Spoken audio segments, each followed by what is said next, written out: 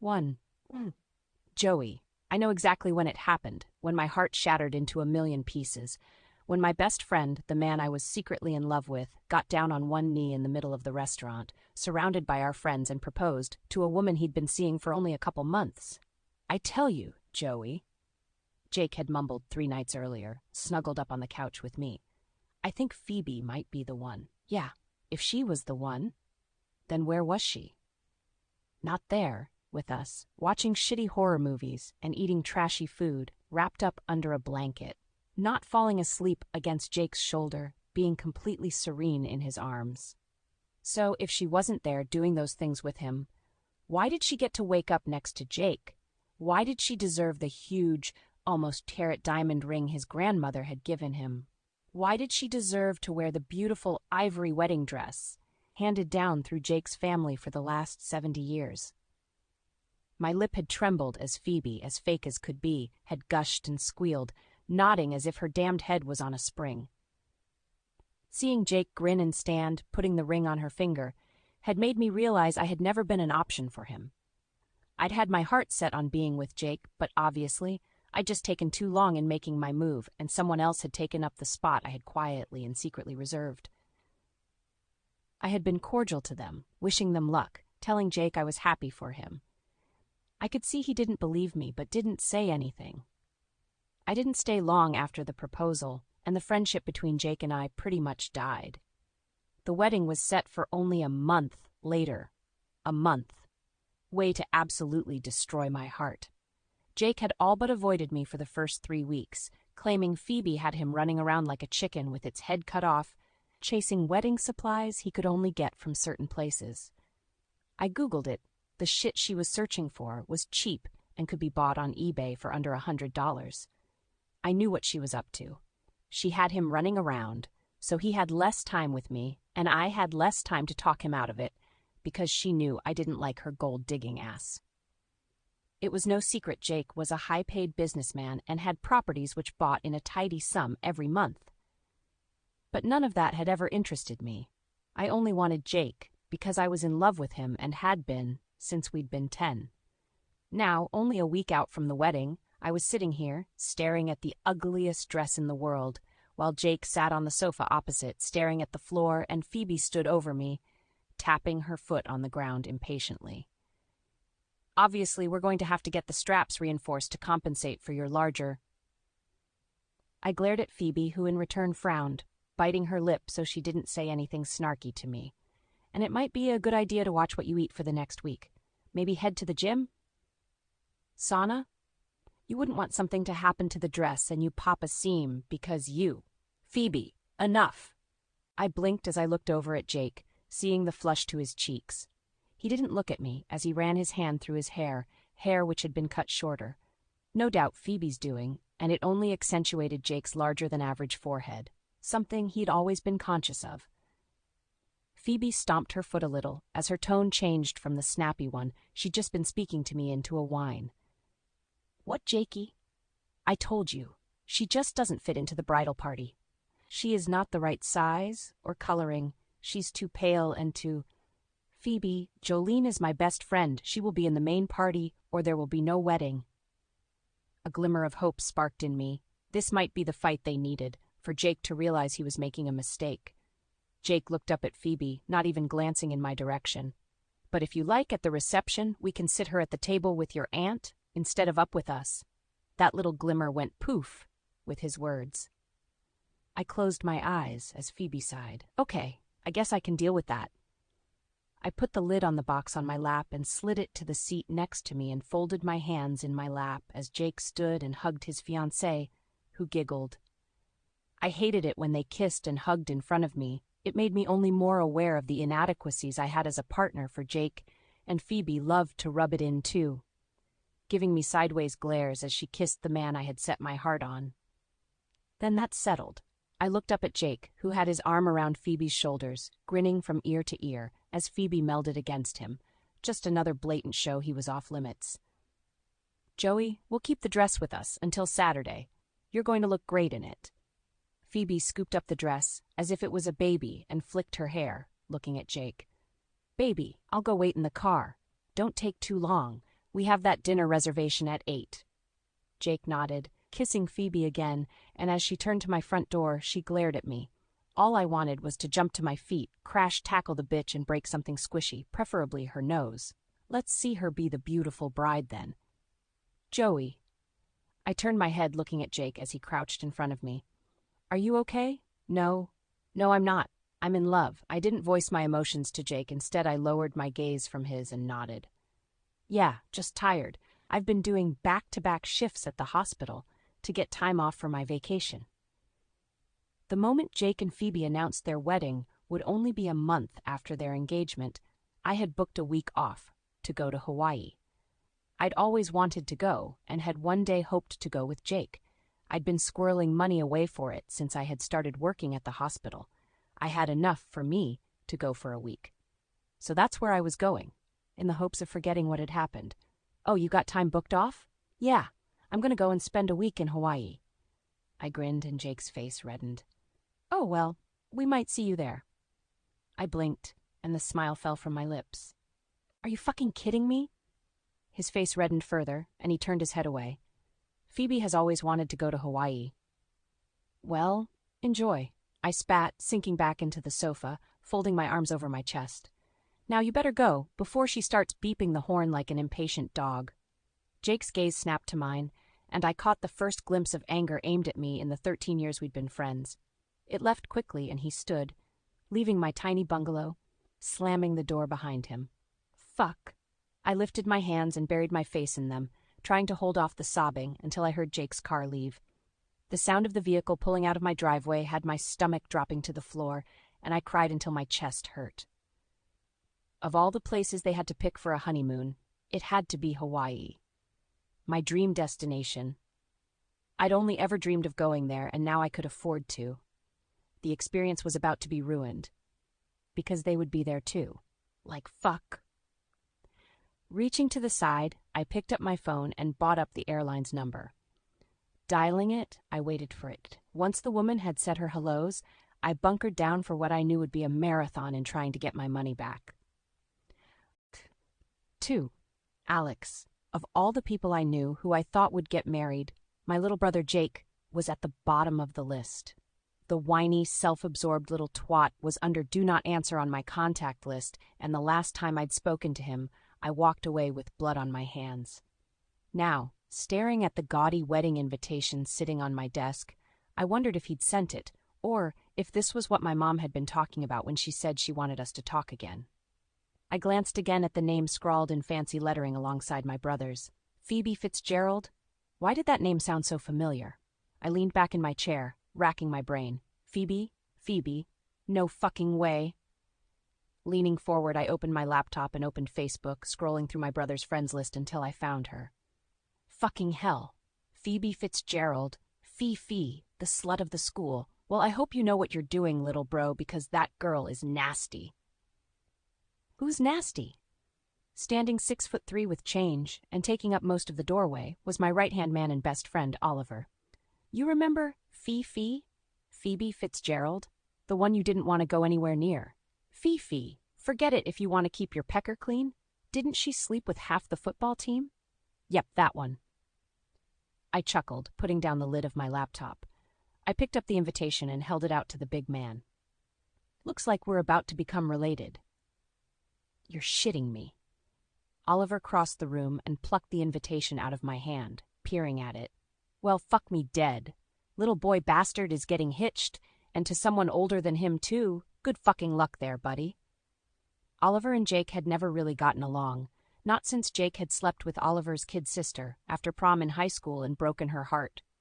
He had a string of broken girls tagging behind him, and my mind suddenly went to Joey. Fuck. What? Ollie asked, tossing the invite back to the desk. Joey? Jake's best friend? I nodded. I could only imagine what the wedding would be doing to her brain. She'd always been in love with Jake. Everyone could see it, bar him. Now, with Jake marrying someone else, Joey would be heartbroken, to say the least. She had never been Jake's type. Hell, I didn't even think she'd be anyone's type. Chubby would have been a nice word to use. The kid, and I hadn't seen her since she was 13, had been almost 70 pounds heavier than she should have been, and sported the worst acne I had ever seen on someone in my life. Coupled with braces and brown hair, she was not a popular kid. You think she'll be okay? I shrugged, leaning back in my chair. Doubt it, but what can I do? She's Jake's best friend, and I am in his eyes public enemy number 1, so I can't do shit. Letting my anger wash over me, I finally opened my eyes and looked at Ollie. He was peering at me, jaw twitching. It made a vein at the side of his head pulse, and I raised an eyebrow at the kid I'd grown up with, the man who had gone with me when I'd left Miami. You're going, aren't you? Huh? To that little shit's wedding. You're going, aren't you? My gaze moved to the wall behind Ollie, and he groaned. For fuck's sake, you know that is the stupidest fucking idea in the world, right? You broke his nose, last time you saw him. That was 10 years ago, Oliver. Time doesn't heal all wounds, Alexander. Ollie spat back, crossing his eyes as he said my name. I know even if I was invited, which I ain't, I wouldn't go, because of what he did to my sister. You shouldn't be going because of what happened with Joey. The man in front of me was turning an interesting shade of red, and I had to calm him down before he had a heart attack and his wife, Jade, came after me. Relax, Ollie. I'm not going there to make up with him. I am going there to see my parents. Oliver raised an eyebrow. So, when is it again? Ollie picked up the invitation and frowned. Wow, next weekend. So, I take it our fishing trip is out of the question. Fuck, is that the same weekend? I grinned and Ollie flicked the invitation at me, hitting me in the chest with it. You damn right know it is, wanker. We've been planning it for months. I finally got away from Jade and the baby for 2 days, and you're going to flake on me to attend the wedding of the brother you can't stand. I told you, I'm doing this for the olds. I haven't seen them in almost 3 years. And whose fault is that, huh? You're so snowed under with these business proposals and keeping up the tough guy image in the clan, you haven't had time to think of the people who are the most important to you. Your parents. They're fine, I muttered, knowing Ollie had a point. I've been sending them money. Money that's probably paying for that little shit's big day. I had thought of that. If Mom and Dad didn't need money, most of it would have been funneled into Jake's pockets as an allowance. But I had done what any respecting oldest child had done and made sure his parents were taken care of. Does Yuka know you're going? My mind snapped back to the room I was sitting in, and I frowned, lifting my gaze to the picture on the wall above the small bar in my office. Yuka Takata had been like a father to me. He'd taken Ollie and I in when we'd left Miami, giving us a chance in his business to earn some good coin and a reputation which followed us no matter where we went. We moved all the way to New York to work for him, and he'd been nothing but supportive. No, I wasn't going to tell him until I got back. Think that's wise? You'll be in Yamota's territory, and you know you need permission to be there. If one of his clans saw you the next time we saw you, you'd be in a body bag. Oliver grimaced as he leaned back in the chair. Look, I love you, man. Like a brother. But fuck, if Yuka found out you went there without permission, even if it's for your kid brother's wedding, even I couldn't keep you safe from him. And I'm his fucking son-in-law. And that's if you made it out of Miami alive. Oliver had a point. Even with his marriage to Yuka's only daughter, Jade, he'd never have a say about what would happen to me. If Yuka found out I went against clan protocol and entered a territory which we didn't control without his permission, I shuddered with the thought. Fine, I'll clear it with him. The sooner the better. He needs a chance to ring Yamoto and let him know what's going to happen, that it's not a takeover attempt or a scouting mission, that you're just there for that little shit's big day, and then you'll hightail it back to New York. I nodded, and Ollie stood, adjusting the jacket, which hid his huge frame. Are you coming to the club tonight? Nah, not tonight. I leaned back, watching Ollie fidget with the watch on his wrist, something he did when he was stressed. I'll ring Yuka and see if he's free for a meeting. This late at night? Ollie looked down at his watch. You might be lucky. Mama Takata will have headed to her mahjong game.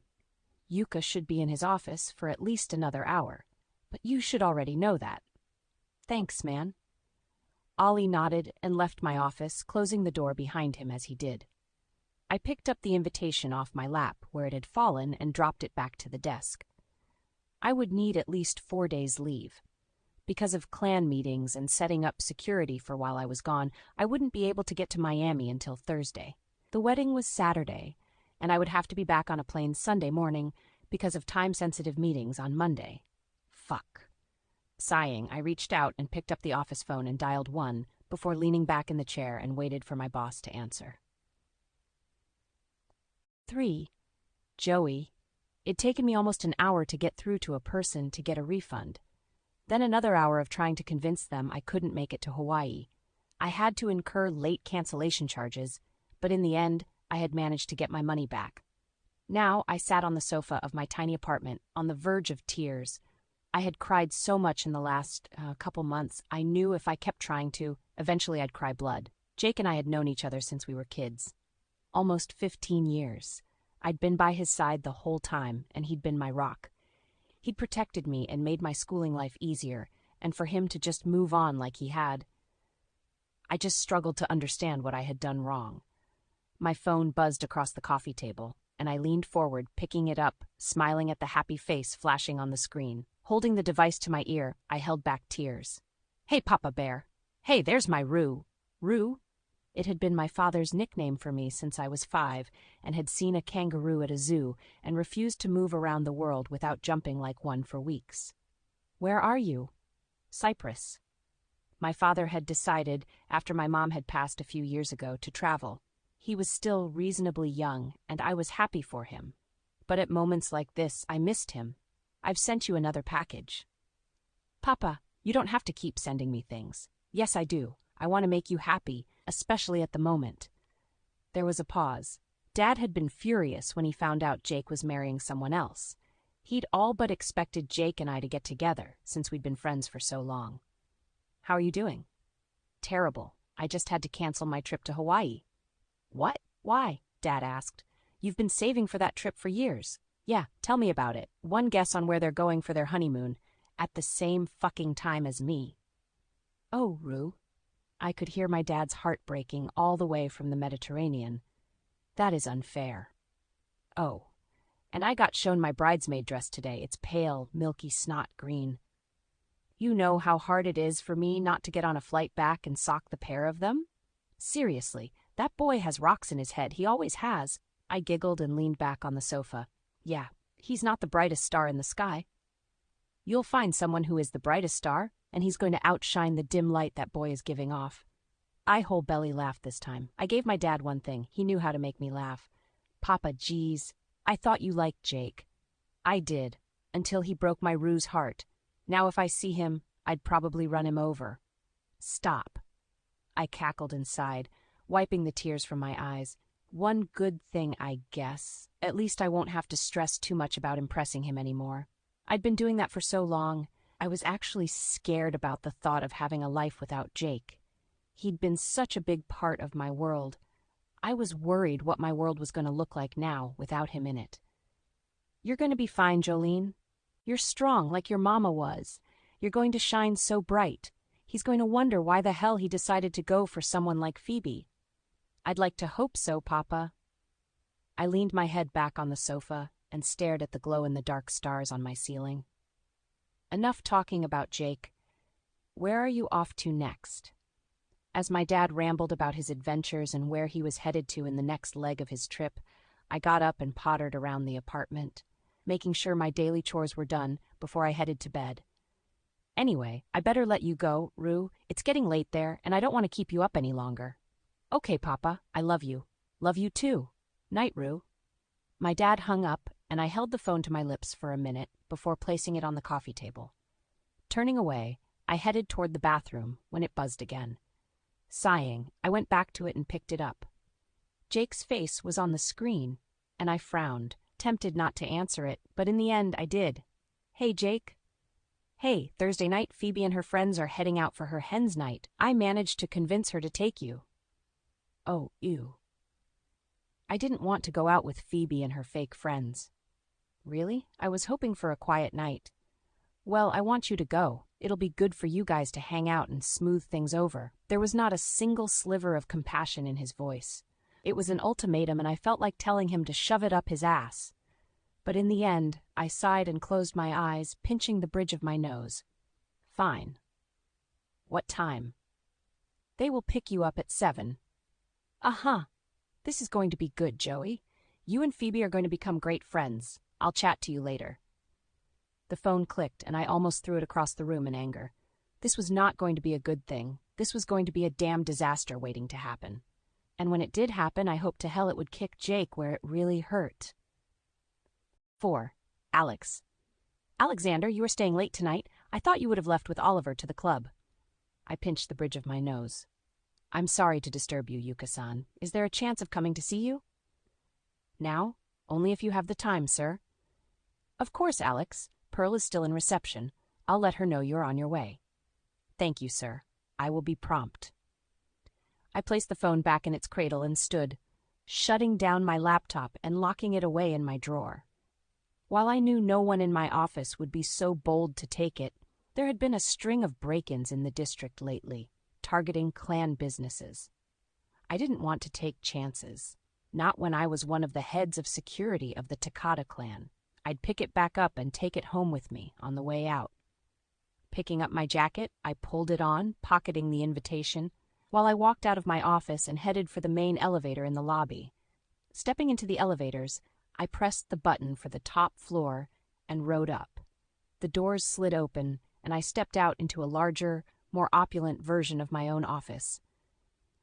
An older woman with a fierce scowl and a large string of pearls around her neck stood only a few feet in front of me, hands wedged firmly on her hips, making me stop in my tracks. I blinked, then smiled my most charming smile, bowing. Hello, Pearl. Yuka's personal assistant of more than 40 years narrowed her gaze at me. Don't you hello Pearl me, young man.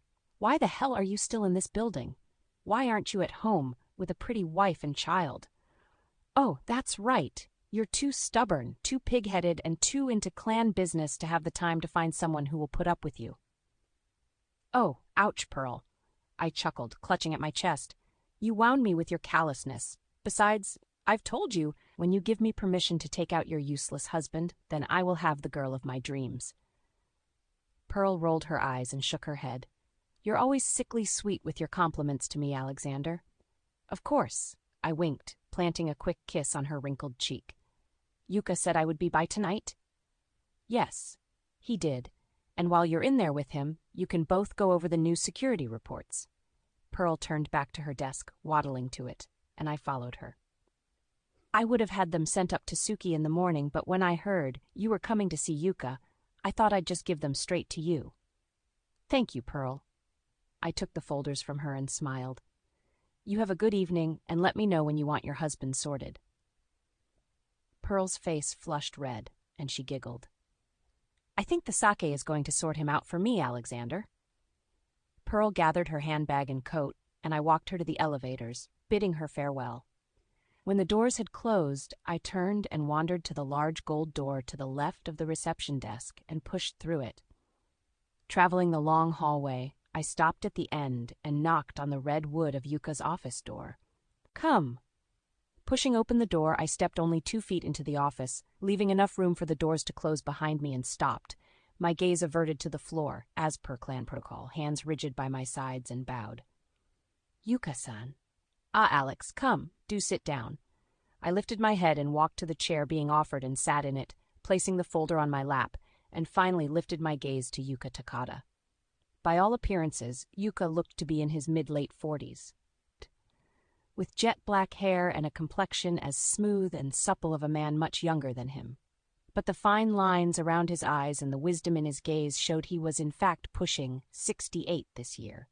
Not quite as prompt as normal, Alex. Yuka chuckled. I smiled. Sorry, sir. I was chatting to my future wife. Yuka's laughter reverberated around the room, a hearty chuckle which I was one of the only ones to have ever heard. You know, you would be in trouble if Pearl's husband heard you speak to his wife like you do. If he crawled out of the sake bottle long enough, I replied with a wry chuckle, and Yuka nodded. Very true. Yuka leaned back in his chair, hands sleeping in front of him. Now what is so urgent that you must come to me at this time of night, when you could be at the club with my son-in-law? You know, sir, I only leave the office once you have, and you are here late tonight also, so here is where I am. It was a protocol I had implemented myself after an attempt on Yuka's life when the last head of security had left for the night. I had been promoted the following day, and the other clan member was cleaning toilets at Ollie's club. But I do come to ask of a small favor. Ignoring the folders on my lap, I pulled the invitation from my pocket and offered it to him with both hands, bowing my head. Yuka took the invitation, looked at it, and frowned. "Ah, so the little brother you told me you do not like has asked you to come home for his wedding." "Yes, sir." "And you want my permission?" I lifted my head and looked at him. "It is Yamota territory, and I know while we have a truce with them at the moment, it is fragile, and I do not want to upset it. And with you being the head of my security, Yamota may see it as an incursion or scouting mission." Yuka stroked his chin, holding the invitation in one hand as he did. "Exactly." Yuka returned the invitation, and I pocketed it again. I watched him for a moment before he leaned forward and picked up the phone. I lowered my gaze as he punched in a number and waited. "Sana, it is Yuka Takada." I bit the inside of my cheek in anticipation. This could go two ways. "I have a small favor to ask." I closed my eyes, hoping to hell that Yamota was in a good mood. I didn't want to go to my brother's wedding, but I did want to go home and see my parents. Even to do that, I would need permission not only from Yuka but also the man on the other end of the line. My head of security is needing to come into your territory for... There was a pause, and I lifted my head. Yuka raised an eyebrow, and I held up 4 fingers. 4 days.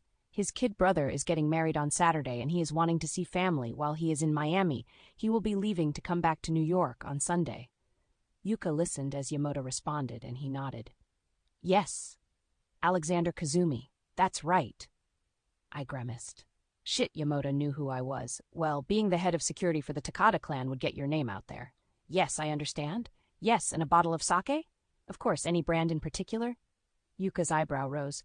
"Hokusetsu Daiginjo YK35 Shizukuzake Titanium Gold? Double shit. That sake was almost $1,600. Thank you, Sana-san. I will."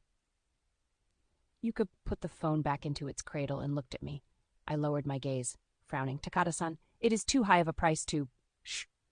I closed my eyes. "It is nothing, Alex. You know I value family above everything else, and since I have none of my own, I have come to see Oliver and you as sons." I lifted my head and looked at the man, who smiled and stood. "Come, let me show you something."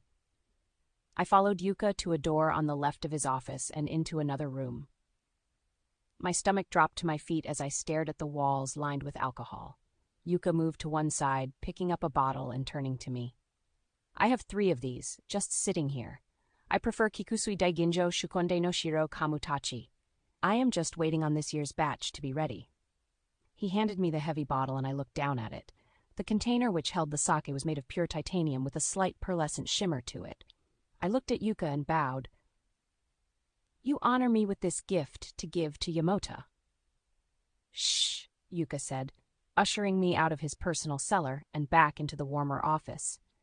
"Yamota owes me a favor anyway. This is just an add-on to that. He knows that. This is just a peace offering, so you can attend your brother's wedding." I nodded and returned to my seat, placing the bottle gently on the floor next to me, and picked up the folders I'd placed on the desk when I'd stood up. Yuka sat in his chair and looked at me. "But you must go and deliver it to him in person, Alex, which means your tattoos must be completely covered. Head to toe, carry your ID, but go in with no weapons. I do not want one of his underlings mistaking you for an insurgent. I'd like you to come back to New York in one piece." I nodded. I'd been into a rival clan's territory unarmed before, and I could tell you, it was one of the most terrifying things I'd done. To know you were surrounded by men who at any other time would be glad to put a bullet between your eyes or a knife to your heart was one of the most sobering things I'd ever done. "I understand." "Good. Now, what are the folders in your hand?" I smiled and opened them, and we delved into a more mundane clan agenda. 5. Joey. The night was cold, and the smell of the little back alley we were in was making me nauseous. But here I was, standing in the cold, waiting, while Phoebe and her posse of copycat bridesmaids squared up to the bouncer of the club she was trying to get us into. "Do you have any idea who I am?" I rolled my eyes and put my hand to my face in embarrassment as Phoebe stomped her foot, demanding the bouncer let us in. The line behind us was starting to back up, and the patrons waiting to get into the club after us were starting to get rowdy. I couldn't understand why she wanted to get into this one in particular. It didn't seem like such a hot spot.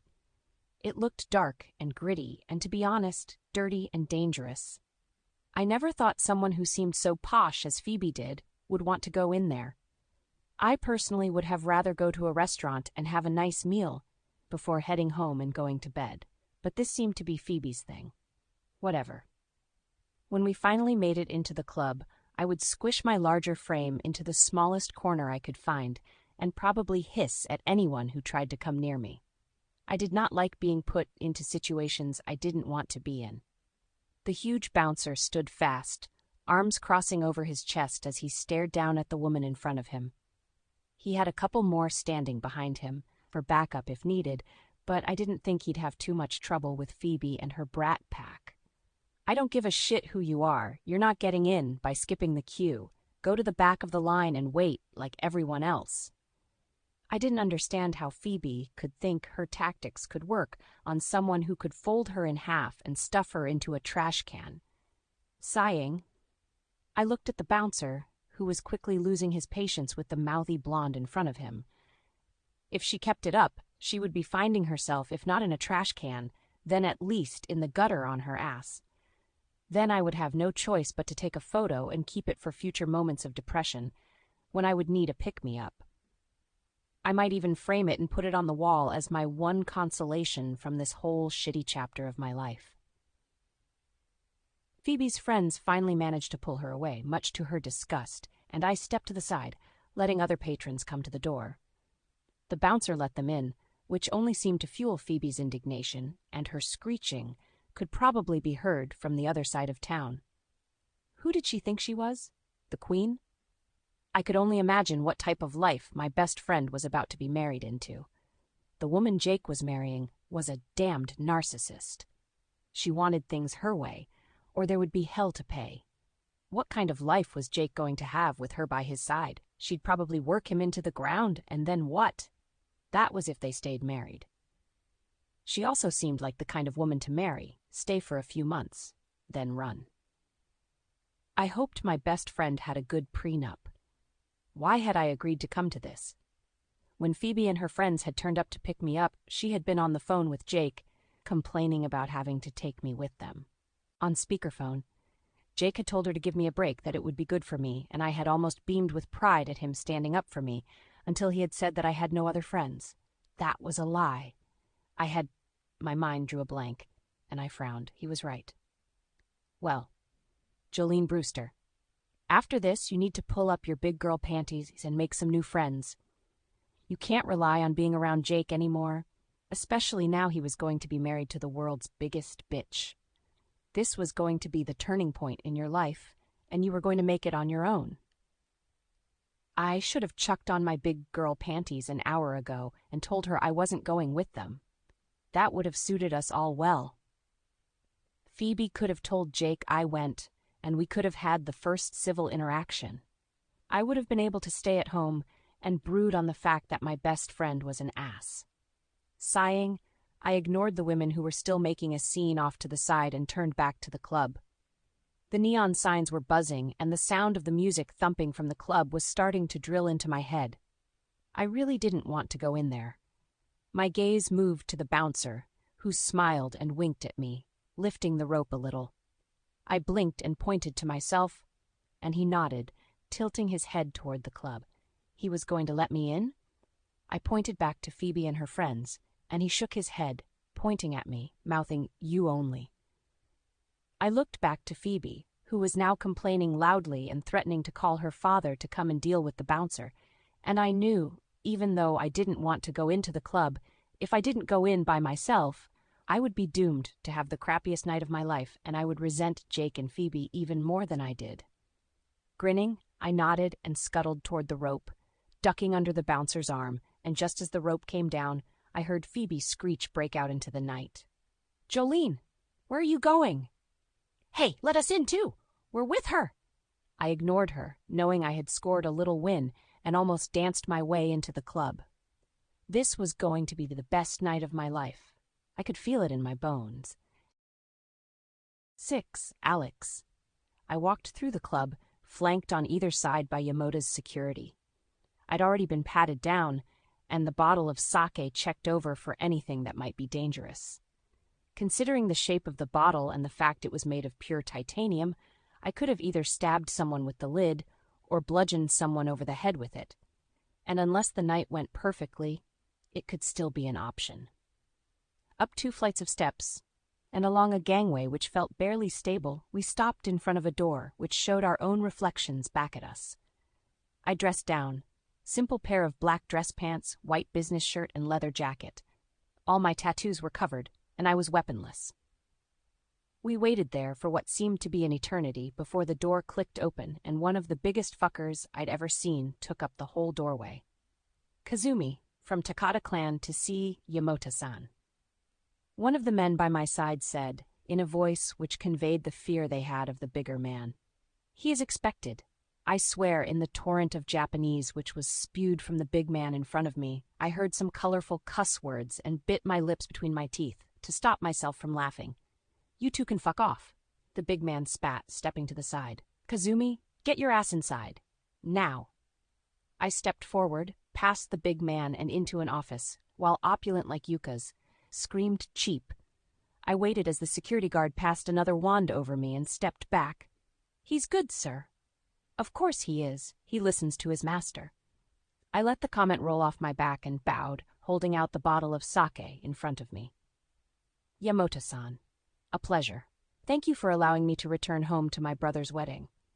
The bottle was plucked from my hands by the security guard, and I put my arms down next to my body as I waited, gaze still on the floor. While I may not have been born into the clans, I had been trained from a young age in how to respect those in a higher position than me. "You may sit." I nodded and stood straight, taking myself to one of the seats in front of Sana Takata and sat stiffly in it while his guard offered him the sake. "Thank you, Doi." Doi equals mountain. That was fitting. I looked back to the man who had allowed me into his office. The voice that came from him did not fit the man who sat in front of me, while my boss, Yuka Takada, still looked incredibly young and virile for his 68 years. Sana Yamota looked like a shriveled prune at 56. The only black hair on his head was sporadically scattered through his busy eyebrows, and he rose one as he took in my appearance, a wry smile coming to his lips. Alexander Kazumi, the legendary ghost of the Takata clan. I kept my mouth shut, and Sana looked at the bottle in his hands. This must have put Yuka-san out considerably. Sana grinned, showing yellowed teeth, and I had to hold back a snort with the knowledge Yuka had 2 more bottles sitting there, gathering dust. "He must think very highly of you." Sana put the bottle to the side and nodded at Doi. The big man turned and walked to a chair in the corner of the room and sat, bringing a pistol to his lap, the barrel pointed right at me. Yeah, this was the part I didn't like. Being in a rival club, surrounded by guns with no way to get out in one piece. I knew I would be able to get out. I just didn't know what part of me would survive. Yamota's men had a nasty habit of taking fingers and toes or breaking knees. I quite liked all those things. "Humor me, Kazumi." I gulped. This wasn't part of the deal. I wasn't supposed to sit and chat. I was supposed to deliver the sake, then go to my hotel room and sleep before I had to do the niceties tomorrow with family. But I nodded. "Sir, how many rival clan members have you dispatched? Dewey tells me you've got quite the record." Sana smirked, and my gaze flicked from the man in front of me to the one sitting off to the side. Before returning to the older man, "I am unsure. You don't keep a tally?" "Not really. You lose count after the first 50. I replied, looking back at Doi for a moment. The bigger man smirked and nodded but didn't say anything. Cocky answer, but I will let it slide. "Sir," I bowed my head slightly before looking at Sana again. "So, tell me, how long has it been since you set foot in Miami?" It was no secret I'd grown up here. My brother, my parents, and my grandparents still lived in the area. I was the only one to have moved on. It has been 10 years, sir. 10 years. Sana watched me and an uneasiness came over me. I'd learned in my line of work and who I worked for that uneasiness was never a good thing. "And are you planning on returning after this 4-day trip?" Not in a hurry.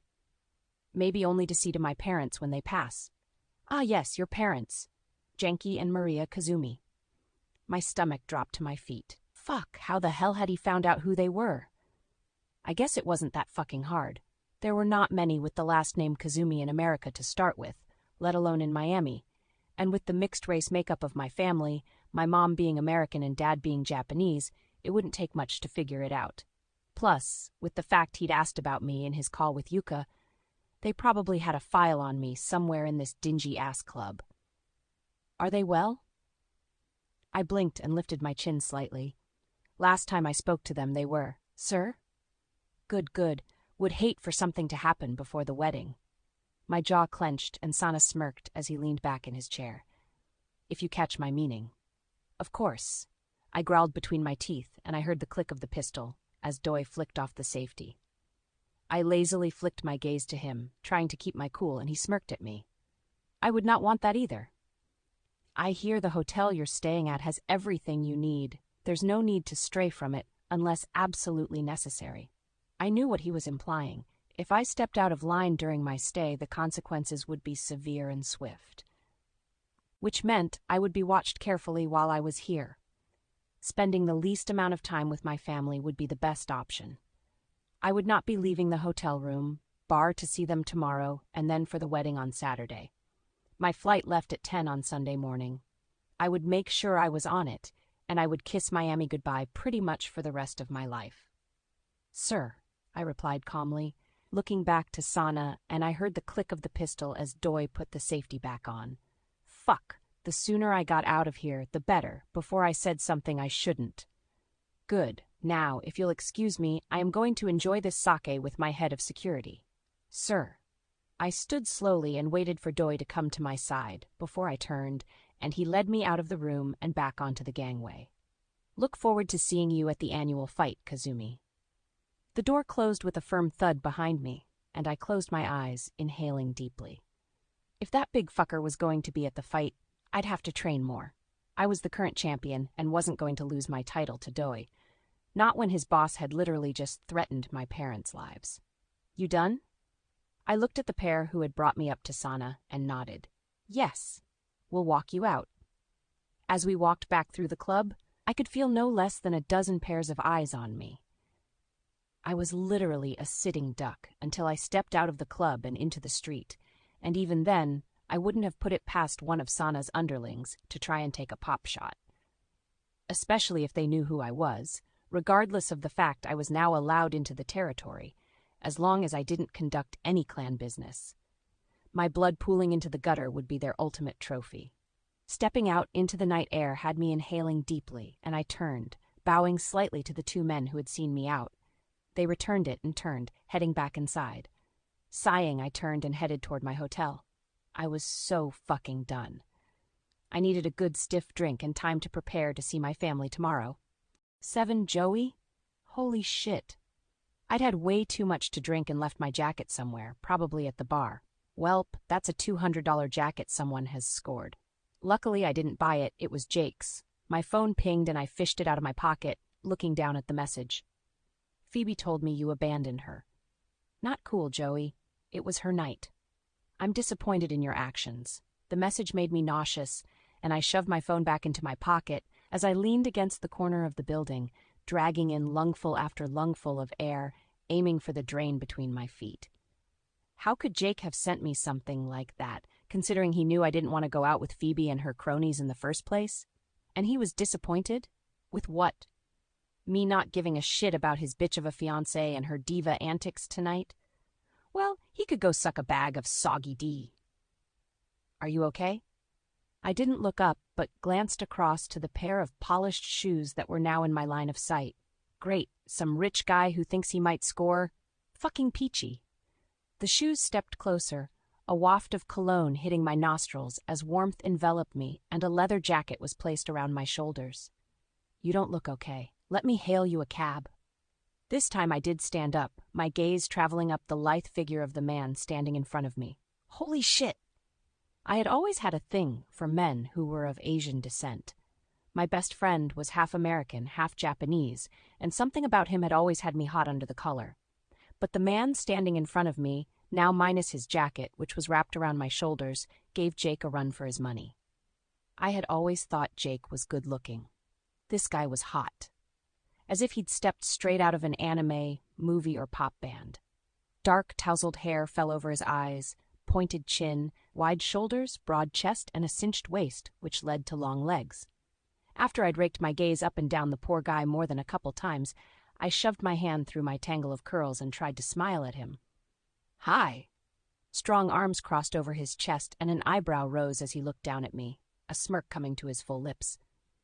"You've perked up a bit." Amazing what a good-looking guy can do for a girl. My hand clamped over my mouth, and I closed my eyes, wishing I could sink into the drain I was leaning over to spew into. Oh my God, I can't believe I just said that. "I can." He chuckled, and I opened my eyes, looking up at him. "You're clearly out for a good time and had a bit to drink and possibly lost your jacket somewhere. Unless you were silly enough to head out without one." My face flushed and I giggled, holding up a finger. "First one. Thought so." He winked and my stomach flipped. "Well, for your misfortune, how about, instead of a cab, I buy you another drink?" "Sure," I grinned, turning back toward the club, and the guy grabbed my elbow, stopping me. "Not that way, doll." I turned back to him, confused. "Huh? Coffee. There's a cute little cafe about 2 blocks down." His gaze traveled down my figure, hesitating on my assets, down to the heels I was barely standing in, and he let go of my arm. "If you can walk far in those?" I looked down at my feet and tilted my head to the side. Of course I can't. With quick movements, I'd literally kicked them off, quickly running off to grab the one that thought it was a good idea to fling itself into a garden bed, and came back to him, holding them up like a trophy. "See, there, can walk anywhere now." He smiled and turned, holding out his hand, and I hesitated before taking it. "This way, then." 2 blocks and some awkward silence later, and we arrived at the cutest little hole-in-the-wall Japanese cafe I'd ever seen, and I wondered how, in my 23 years of living in Miami, I'd missed it. "Oh wow, this is beautiful. And they have the most amazing strawberry tart imaginable," he replied, showing us to the back of the cafe. I wiggled into one of the cubicles, making sure my skirt was tucked under my butt, as he stood to the side and picked up the menu. He stood over me, dark gaze traveling the menu, and he looked at me for a moment before going back to the menu. "I take you for a chocolate girl, so how about we get the chocolate platter and a serving of the strawberry tart for us to share last?" "And cappuccino?" I gulped, but nodded, and he returned the gesture, putting the menu back down and walking across the store to the counter. With a few quick words to the waitress and money being handed over, my date came back and plonked himself down into the cushioned seats on the other side of the booth. The lighting here was a little brighter than outside the club, and I stared at him a little longer than I realized. "Enjoying yourself?" "Sorry." I stammered and blinked, heat racing across my face, and lowered my gaze, not to the table but to his hands. Long, graceful fingers strummed lightly on the wooden surface, and I instinctively looked for the signs of a ring. Either one sitting there plain as day, the tan line of one, or the indentation to tell me he was unavailable. Dumbass, not all men who are unavailable wear rings. Frowning, my gaze moved to the watch on his wrist, easily a few grand. My head tilted to the side as I saw a peak of color from under his shirt cuff. His hand moved, unbuttoning his cuff, and he started to roll it back toward his elbow. "Oh, no, please don't." I had an unhealthy obsession with strong forearms in business shirts. Damn it, his forearms, both sides, were lined with intricate tattoos. Koi fish, cherry blossoms, and black waves. My gaze shifted again, moving up his arms, noticing the subtle darkness under his shirt to his collar. Pops of color peeked out from the fabric, and I blinked, lifting my gaze to his face. A smirk was plastered on his lips. Yes, they do cover an extensive amount of my body. I blinked as he pulled back the collar of his shirt, exposing the ring of tattoos which sat just under his collarbone, and I swore I saw the horns of a tengu. On my way to a full sushinbori? Oh, wow, impressive. A lot more than Jake would ever get. My best friend had a very low tolerance to pain and fainted at the sight of blood. "Thanks." He nodded slightly, and my face heated again with how softly he spoke to me. A shadow fell over our table, and we looked up as the waitress deposited our drinks and a platter of cakes. She bowed slightly and left, and I looked down at the selection in front of us. God damn it. I would have to work extra hard over the next few days to make sure these bite-sized sugar bombs didn't go to my hips and ruin my look for the wedding. The wedding... I suddenly remembered why I'd been out tonight and frowned, sinking back against the cushions of the chair, and crossed my arms over my chest, glaring at the cakes in front of me. Hey, they didn't do anything to you. Give them a break. The man's hand reached out, plucking a small chocolate tart from the larger platter, and dropped it into his mouth. I watched as he chewed it, closing his eyes as he did. Why was watching this man eat suddenly so damn satisfying? I had to change my center of attention, and quickly. So, what's your name? I blurted out. His eyes opened and an eyebrow rose. He picked up his drink, sipped at it, and put it back down before leaning back. My name? Are you going to tell me yours? He raised an eyebrow at my hesitation. How about I pick a nickname for you and you pick one for me? That way there's no chance of us Facebook stalking the other if one gets too attached. I clenched my jaw and deadpanned him, earning a grin. Is that aimed at me? Well, you have been making goo-goo eyes at me since I put my jacket around your shoulders. I have not been making goo-goo eyes at you, I huffed. Look, he sighed, leaning back, watching me. Before leaning forward again. If you're not comfortable giving me your name, then pick another. I'll start. He reached out his hand. I'm Zan.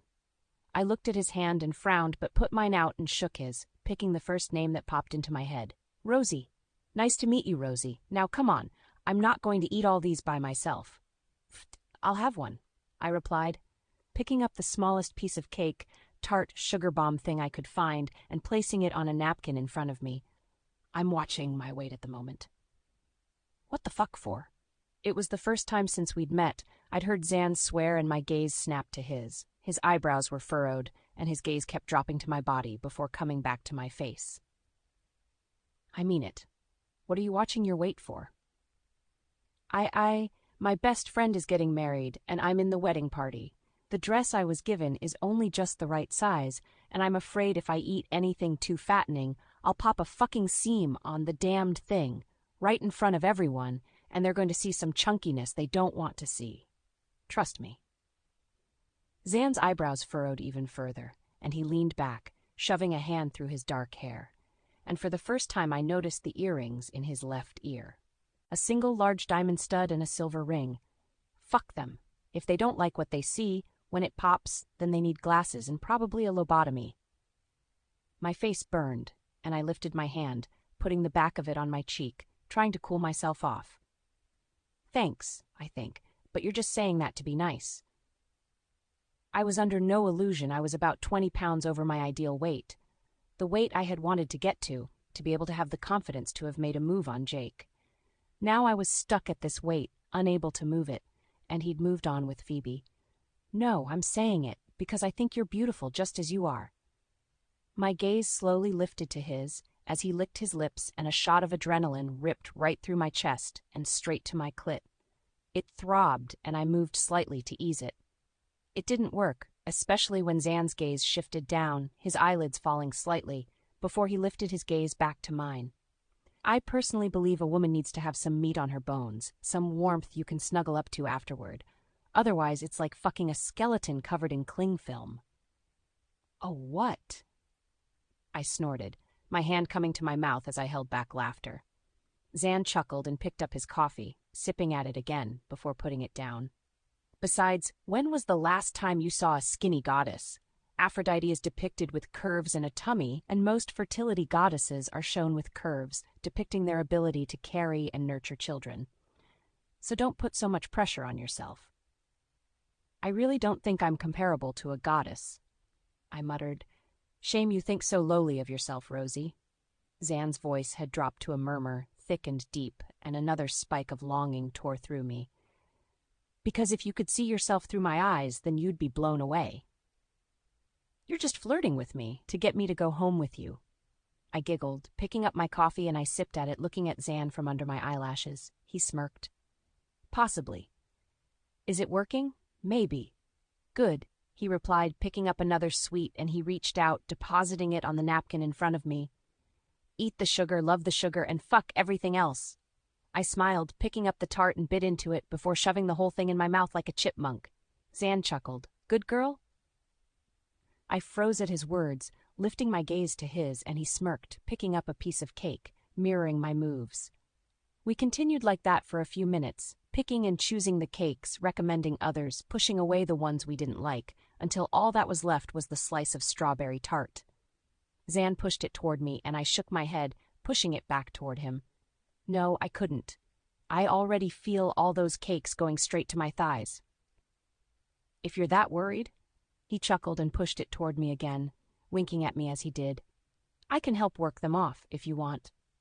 My hand faltered over the plate, and I looked down at it. It truly looked delicious, and the thought of Zan helping me work off the treats was very tempting, and in the end, I sighed, picking up the little spoon beside it. I looked up at the beautiful man, pointing it at him. You better be worth it. 8. Alex. The moment I saw Rosie leaning against the side of the club, as I walked out of my meeting with Yamoda, my protectiveness kicked into overdrive. And more so when I saw a couple guys a little further up, eyeing her off, making comments and gestures to each other. Not on your fucking life was I going to let a young woman get assaulted when it had been in my power to stop it. Placing my jacket around her had been all that was needed, plus a carefully aimed glare, and the punks which had been sizing Rosie up had split. Or maybe they recognized me. I had been led into and out of the club by Yamota's security, and I was under no illusion, even now, we were probably being watched. When Rosie had stood and practically swooned over me, I had almost walked off and left her with my jacket, even if she was cute as a button, the tight blouse and flared skirt adding to her innocence. I wasn't really interested in anything but a drink and the comfort of a soft mattress. But her comment about me being good-looking had stoked my ego a little too much, and I wanted to play along, even if it was for just enough time to make sure she was safe.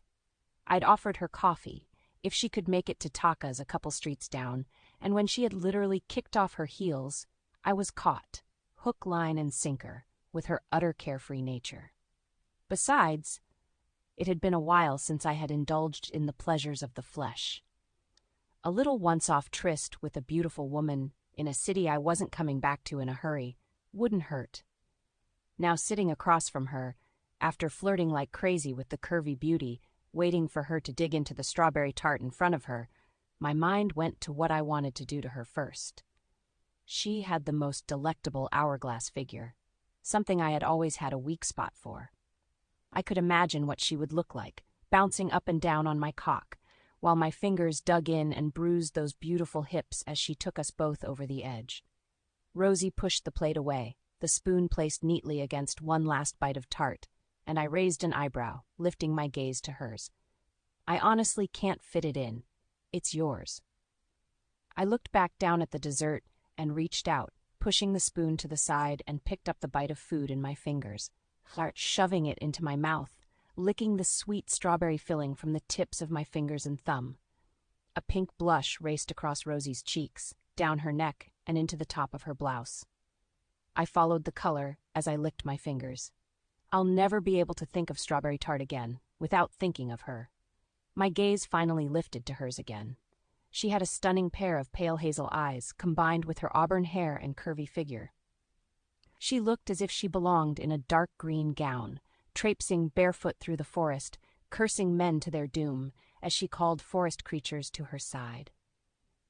She had the most intoxicatingly natural aura to her, and I knew by the end of the night she was going to be a woman I wasn't going to forget about in a hurry. Well, thank you for the sugar overload and the coffee. Rosie stood, pulling my jacket from her shoulders, and held it out to me. I'll call a cab. I blinked and leaned back in the booth, staring at her. That's it? What about me working off those treats? I smirked, and again, her face flushed. She lowered her hand, gripping the collar of my jacket tightly as she dropped her gaze to the ground. Why was she suddenly so shy? She wasn't half an hour ago when she first looked at me outside the club, or when she was blatantly eyeing me up when we first arrived at the cafe, or even a few seconds ago watching me lick my fingers. Rosie licked those beautiful plump lips, staring at the ground. I thought you were joking. Joking? Rosie nodded, her voice dropping to barely a whisper. I mean, sure, you were flirting to make me feel better, but honestly, how can someone like you be remotely attracted to someone like me? Someone had ruined this woman's confidence in herself, told her she wasn't beautiful, wasn't sexy, wasn't desirable, and it pissed me off. She was stunning, and she needed to be shown how beautiful she was. I stood, taking my jacket from her hand and tossing it onto the chair behind me. I stepped closer, crooking my finger under her chin, and made her look up at me. This woman was so innocent. It oozed out of her in waves, drowning her confidence, and I had to make it stop. Rosie, if I wasn't attracted to you, exactly as you are, right now, standing in front of me, I wouldn't have said any of it. Believe me. But I pressed my finger against her lips, and a wrinkle formed between her eyebrows as she frowned at me. If you're worried about your weight, like I told you before, I like my women with a bit of meat on their bones, and I fuck hard. You're going to need the cushioning. Rosie blushed again, and I smirked, leaning in a little, our lips almost touching. And the way you're blushing, you like the idea of me fucking you. Hard. Her eyes closed, and she drew her lips between her teeth, biting down before she lifted her gaze and stared up at me. Are you sure? Rosie, if you ask one more time, I might just walk away and leave those sweets to go to your hips. I still had my finger hooked under her chin, and the way she looked up at me, I couldn't help myself. Leaning down, I pressed my lips against hers, my spare hand sliding to the back of her neck, and I kissed Rosie as if it was the most natural thing in the world. The sweetness of the strawberry tart still lingered on her lips, and I pressed my tongue against the seam of them. She let out a little moan, her hands scrambling for my hips as she opened her mouth, and I changed the angle of my head, kissing her deeper. We stood there, in the middle of Taka's cafe, kissing, and I didn't give a damn who saw us. I wanted this woman, and I would have her. Rosie, and the memory of what we would do tonight would make these next 4 days bearable. Slowly, I ended our kiss, resting my forehead against hers as we caught our breath. Now, were you still planning on catching a cab? Fuck no, she whispered breathlessly, and I chuckled, stepping back from her, and I turned, picking up my jacket and placing it around her shoulders again. Good. Come on, I'm staying at a hotel just down the road. 9. Joey. Stepping into the lobby of the hotel, I marveled at the opulence. This was nothing like what I would have ever been able to afford. Zan stopped a few feet from the elevators, his eyebrows scrunching a little, as he looked over to the reception desk, then back to me. Wait here a second. I nodded as he let go of my hand and went to the reception desk. He spoke quickly with the man behind the desk, who shook his head, and Zan came back to me, a smile coming to his lips as he took my hand again. Sorry about that. Just checking to see if my boss left me a message. We stepped into the elevator and the doors closed behind us. Are you here on business? No. Zan smiled, pulling me closer, wrapping his arm around my shoulders, kissing the side of my head. I'm here for family reasons, but my boss can be high maintenance sometimes. Oh, so you're from here? I asked, looking up at him. From Miami? Zan asked, and I nodded as he looked down at me. Not originally. I was born in Kyoto. My parents moved here when I was 5. Grew up here in Miami, but I've been living in New York for a while now. Wow. I'd love to go to New York, I gushed. I'd love to see the sights, maybe the Empire State Building and the Statue of Liberty. Don't forget Central Park. Zan chuckled. It's pretty nice. Oh, I'll add that to my list. I giggled as the doors pinged open and we stepped out of the elevator. We turned to the right, heading to Zan's room, and he let us in. We discarded our shoes at the door, and I turned, walking into the main room. Oh, wow! The view overlooking the ocean was spectacular, and I walked to the bank of windows, marveling at the view. It's beautiful. Most certainly is, came Zan's husky reply, and I turned. He was leaning against the counter of the small kitchenette, his arms folded over his chest, and I smiled, turning back to the view, knowing he wasn't talking about it. When my stomach had stopped flipping like crazy, I turned back to Zan, my eyebrows scrunching together. I was still having trouble with how someone so incredibly beautiful was interested in me. Hey. I blinked, finally noticing Zan had come closer. He tilted my chin up again, looking down at me. Are you okay? We don't have to do this. I can call you a cab and... I shook my head violently. No, you said you would work those sugar bombs off me. Zan chuckled, leaning forward, his lips brushing across mine again. Good, just checking. His kiss deepened, his tongue pushing into my mouth, dueling with mine, and again I found myself scrambling to hold on to him as his hands went to either side of my face. I wasn't a delicate flower or a virgin, but I had never been kissed like this in my life. The slow intensity of it had my pussy clenching with need, and I knew by the time Zan was finished with me, I'd have trouble walking. He seemed like the kind of guy to play rough, and he had already told me he fucked hard. Zan broke the kiss, resting his forehead against mine. I don't know where to start with you. I gulped, looking up at him. What's the first thing that comes to mind? He smirked, turning his head, and I followed his gaze, looking at the sofa to our left. How about you ride me on that sofa? I blinked and looked up at him. Okay. Zan leaned in and kissed me quickly, before he stepped back. I'll be right back. He turned and headed into another room, leaving me standing in the living area of the hotel room on my own. I could have hightailed it out of there right then. I didn't have to do this. He'd already given me that option.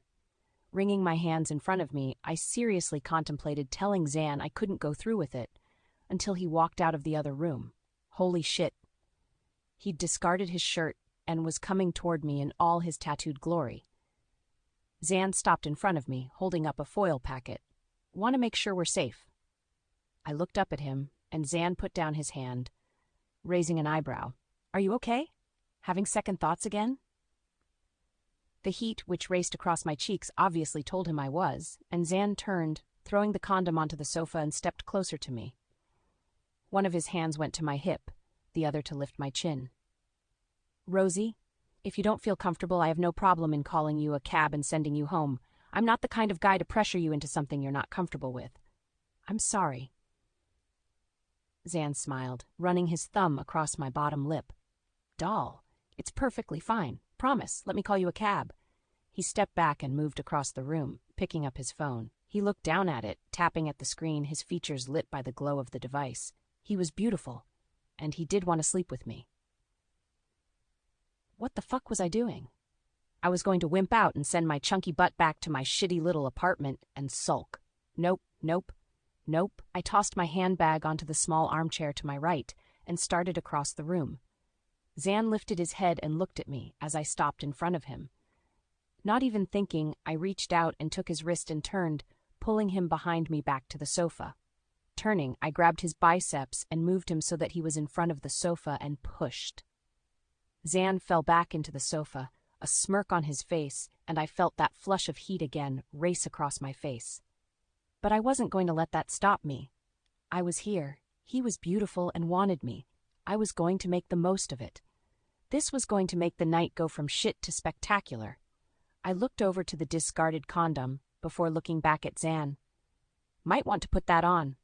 He turned his head and looked at the gold foil packet before looking back at me, the smirk on his beautiful lips getting me hot. Are you sure?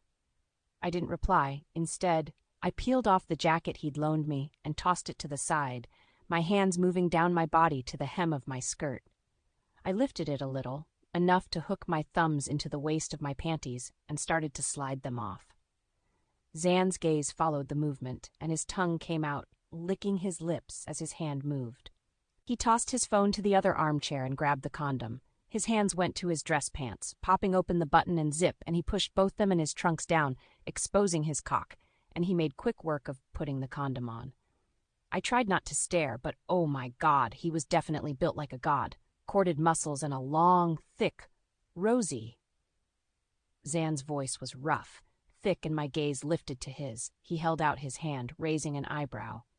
You want to hurry up and climb on, before I pop by just watching you? I finished dropping my panties and straddled him, as he lifted the hem of my skirt, pulling it up to my waist. I leaned in, kissing him, his tongue dueling with mine as one of his hands reached up and started to pop the buttons on my top. Quickly, he got my blouse open, and then dragged down the cups on my bra, letting my breast free. Zans put his hand on my back, pulling me forward, guiding my nipple to his mouth. He suckled me, just as his other hand moved to his cock, putting it at my pussy's entrance. With one quick movement, He lifted his hips and pushed into me. His lips came away from my nipple as our hips met and he groaned against my chest. Fuck. My hand came to the back of his head, threading through his hair as I tipped my head back and started to rise, slowly lowering myself back down again. Zan gripped my hips, moving me, his hips coming up to meet mine as I came back down onto his cock. I'm not going to last long. My hand twisted in his hair, and I yanked his head back, making him look up at me as I rode him. I don't want you to last. Zan groaned, and his hips came up, slamming into me as I let him take control. I gripped the back of the couch, lifting myself slightly, so he had to lift his hips higher, spearing into me faster and faster. Oh, doll, come for me. He reached out and took my nipple in his mouth, and the pleasure shot straight to my core, and I climaxed instantly, my eyes closing in pleasure. Oh, God! Zan let go of my nipple and gripped my hips, ramming himself into me faster and faster, his fingertips digging into my skin. I opened my eyes and looked down at him, and as I did, our gaze met and his eyes closed as he tipped his head back and came. Fuck! Zan's movements slowed and I slumped against his chest. His arms wrapped around me, his lips coming to my forehead. I lifted my head and he kissed me before pulling away to look at me again. Do you want me to call a cab or do you want to stay? After that, I don't think I would be able to walk the door, let alone to a cab. I giggled and Zan chuckled, pulling me closer. Then you're staying. 10. Alex. It was just before 7 a.m. and I lay in the huge hotel bed, watching Rosie sleep, her face squished against my inner bicep, arm casually thrown out across my stomach.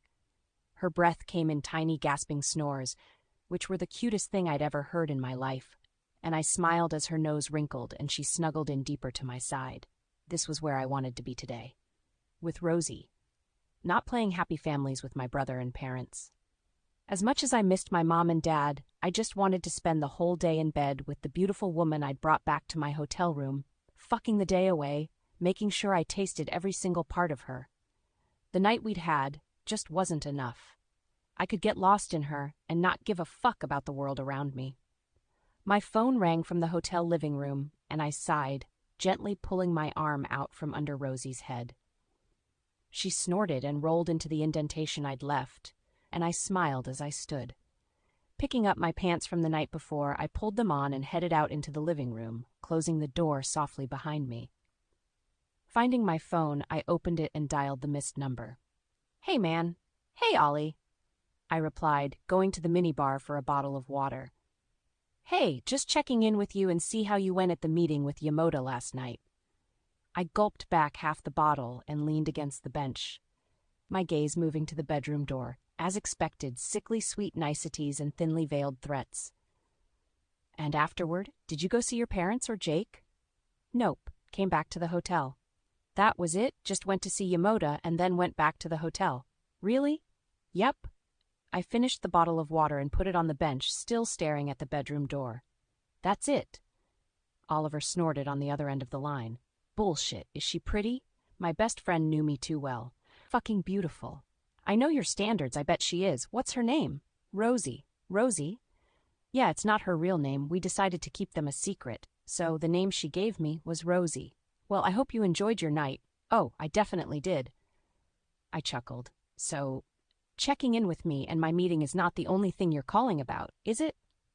There was a heavy sigh. No. Shit, I knew there would be another reason Ollie would be calling. What happened? Had the security I'd put in for Yuka failed? I didn't want to scrub toilets. The office was broken into last night. I blinked and turned my back to the bedroom, leaning against the counter, my voice dropping to a growl. Are you fucking kidding me? Suki called me this morning. Your office seems to have been the target. The doors had been pried open and your office tossed. I tried to rein in my anger at the idea of someone being able to get into the building, let alone my office. Didn't the alarms go off? No, they'd been disabled. Someone had been into the security room in the basement and cut the feeds. That means it's an inside job. I spat, my hand gripping the edge of the counter. Get Aoto to pull all the personnel files for everyone in that building. I want him to run through them and tell him to call me later with what his suspicions are. Oh, he's going to be impressed. He'll deal with it. I closed my eyes and tried to calm my anger. The last thing I needed was to lose my shit and wake Rosie, showing her a side of me she didn't need to see. Please tell me you didn't leave anything important in your office? Of course, I didn't, I replied, shoving a hand through my hair, gripping the back of my neck. My laptop and all the security schedules are at the club in the main safe. Good, came Ollie's reply. Safest place for them. Exactly. If someone was brazened enough to break into Ollie's club, they got everything they deserved. That place was on 24-hour security rotations because most of the Yamota clan's dealings were through that club. Tell Iodo I'll call him after lunch and talk about it. Yeah, man, no problem. You know A will handle it. I'll chat with you later. The phone clicked, and I held it to my lips, staring at the wall. Who the fuck would be after something in my office when they could go up a few floors and get into Yuka's office? What was in mine, they were so interested in. Sighing, I put the phone on the bench and went back to the bedroom. Rosie was still in the same position I'd left her in, and I leaned against the doorframe, watching her sleep. Her hair was in a tangle of curls against the sheets, her arms still thrown over my side of the bed, head resting on the side of my pillow. My gaze traveled down her curves, the side of her breast, the curve of her stomach, the swell of her hips. I smiled at the finger marks on her skin, and my body stirred. I had wanted to bruise her hips, and I had managed. She'd probably be pissed when she saw them, but she hadn't complained the night before. My phone pinged, and I rolled my eyes, walking back to it and looking down at the message. Do you want breakfast? Love, Mom. I smiled, typing back to her that I was good, but would be there in a little while, and turned back to the bedroom again. Being as quiet as I could, I pulled out clean clothes from my suitcase and quickly showered. Dressing in a long-sleeved shirt and jeans, I moved through the bedroom again and hesitated at the side of the bed. Was I really going to leave her to go play Happy Families?